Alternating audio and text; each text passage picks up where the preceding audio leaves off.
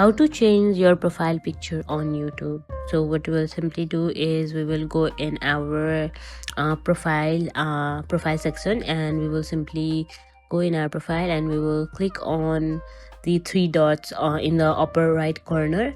After clicking on the three dots, we will get an option of like share or help and feedback. We'll simply click on help and feedback here, and after clicking on it, we have to search for our problem here. So here I am searching for change your profile picture.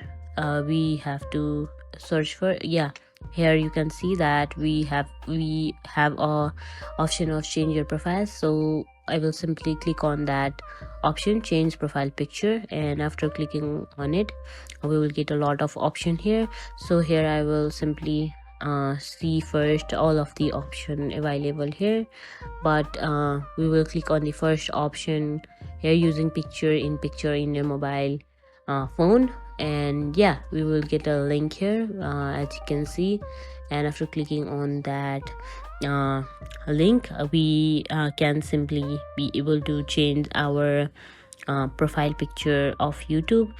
Here I am clicking the link up there, and here you can see that we can change our profile picture from here. And that is how to change your profile picture on YouTube.